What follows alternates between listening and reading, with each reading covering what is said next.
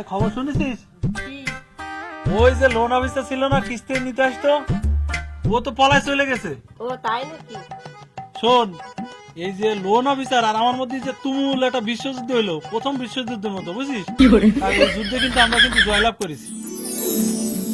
এখন আমার আর কোনো সমস্যা থাকলো না। ওই লোন অফিসার একটাই সমস্যা ছিল, ও তো চাকরি ছেড়ে পালাইছে। আমাদের এখন সুখের দিন। এই যে বিশ্বযুদ্ধ প্রথমটা করলাম, আমরা কিন্তু জয়লাভ করেছি। এরপরে যদি কোনো অফিসার আসে, ঠিক এই কায়দায় কিন্তু আমরা যুদ্ধে জয়লাভ করব। আব্বা আব্বা নতুন কিস্তি লাইছে।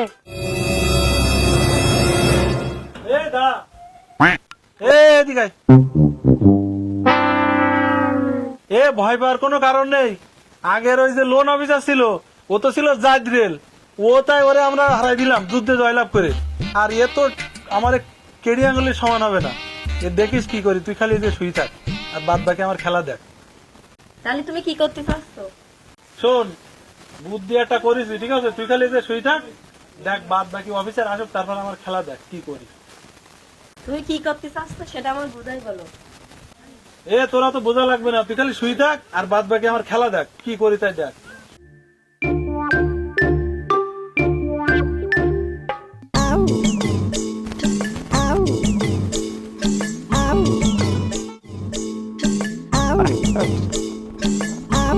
কাকিমা ভালো আছেন? ভালো। এরা ভাই একটু কথা ছিল, ওই যে রহিম ভাইয়ের বাড়ি কোথায়? রহিম ভাইয়ের বাসা কোনটা? এই কোনাটির সামনে যে। ওই সামনে, তাই না? হ্যাঁ, রহিম ভাই কি বাসায় আছে? তা বলতে পারবো না। আচ্ছা ঠিক আছে, তা ভালো থাকেন। আচ্ছা।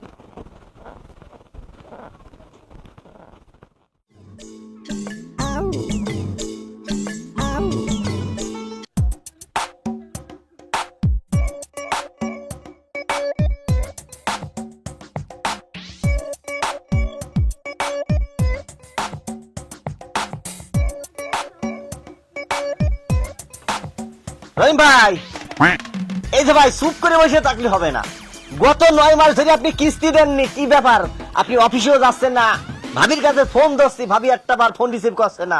9টা কিস্তি বাকি পড়ে গেছে, যাতা ব্যাপার কথা না কিন্তু রহিম ভাই। আচ্ছা রহিম ভাই, আপনি কিস্তি দেন না কেন বলেন তো? 9টা মাস আপনি একটা কিস্তি দেননি, আপনি অফিসেও যাচ্ছেন না, আমি বিষয়টা বুঝলাম না তো রহিম ভাই। রহিম ভাই আর ভাবি আপনার কি বলি, আজকের কিস্তির টাকা না নিয়ে আমি এই বাসার থেকে যাচ্ছি অফিসে। আমার কিস্তির টাকা নিয়ে আমার অফিসে যেতে হবে। আমার বড় স্যার বলেছে আপনাদের কাছ থেকে কিস্তির টাকা নিয়ে আমার যাইতে। আরে ভাই, আপনি কি মানুষ? আপনি দেখতে পাচ্ছেন না যে আমার ওয়াইফ অসুস্থ, আর আপনি আছেন কিস্তির টাকা নিতে? রহিম ভাই, আমি অসুস্থ টস্ত বুঝিনি, আপনার কিস্তির টাকা দিতে হবে এটাই আমি জানি। আরে ভাই, আমার ওয়াইফের 2টো কিডনি নষ্ট হয়ে গেছে, আর আপনি আছেন কিস্তির টাকা নিতে? আরে ভাই, আমার ওয়াইফ আজ 3-4 মাস অসুস্থ, 2টা কিডনি নষ্ট হয়ে গেছে, আর আপনি আছেন কিস্তির টাকা নিতে।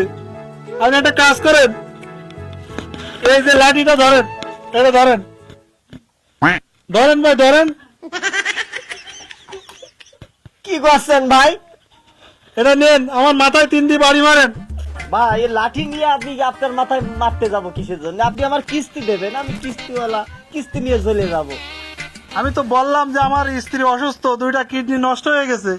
আপনি যদি এরপরও আমার কাছে টাকা চান, তাহলে ভাই আপনি আমার এই লাঠিতে বাড়ি দিয়ে ভাই আপনি চলে যান।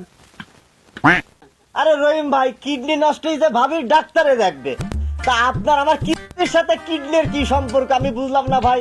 আপনি কিস্তি দিয়ে দেন, আমি চলে যাই ভাই। ভাই, আপনি কি চান যে আপনার জন্য একটা লোক মরে যাক?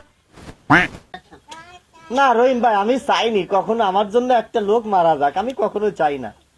একটা লোক মারা যাক তা আপনি চান না, তাহলে 3-4 জন লোক মারা যাবে।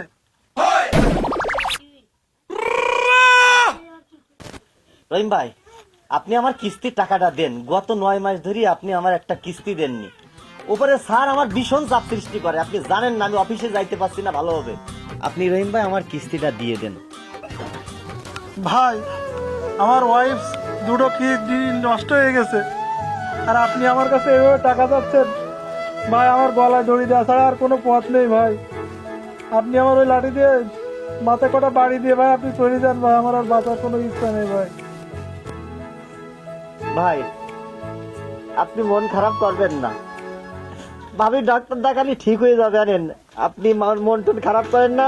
আমি 5,000 টাকা দিচ্ছি, আপনি 5,000 টাকা দিয়ে ভাবির ডাক্তার দেখাবেন। কান্নাকাটি করবেন না, ভাবি সুস্থ হলে আমার কিস্তিটা দিয়ে দেবেন দয়া করে। 5,000 টাকা দিয়ে ডাক্তার দেখান। রহিম ভাই, এই 5,000 টাকা দিয়ে আপনি ভাবি ডাক্তার দেখাবেন। এই মাসে আপনি কিস্তি না দেন, সামনের মাসে কিন্তু আপনার কিস্তি দেওয়াই লাগবে।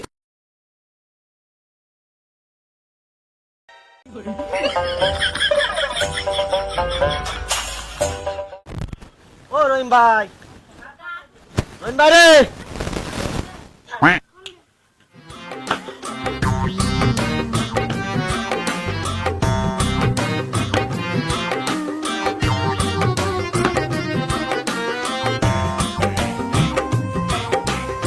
রহিম ভাই, ও রহিম ভাই,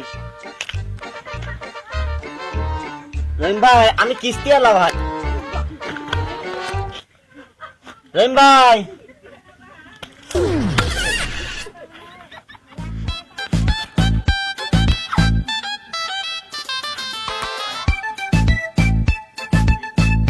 ও রহিম ভাই, কি ব্যাপার নাকি? আরে আমি কিস্তি আলা, আপনি সোয়াল মার দিলেন কেন আমার? আরে আমি কিস্তি, আপনি কিস্তির টাকা দেন, কিস্তি নিতে আইছি। কি শুরু করলেন নাকি? আরে রহিম ভাই, আমি কিস্তিওয়ালা। ভাই ওনার ডাকি কোনো লাভ নেই, ওনার ব্রেন শর্ট হয়ে গেছে।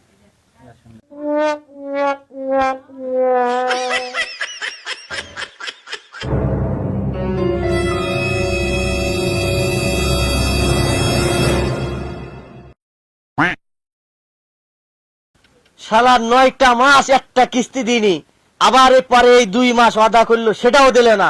এ কি করি, কি করা যায়? আমি এনজিও চাকরি কি করি করবো? আমি এনজিও চাকরি আমি করবো না। এই একবার স্যারের চাপ, একবার ওপরের স্যারের চাপ, একবার ম্যাডামের চাপ।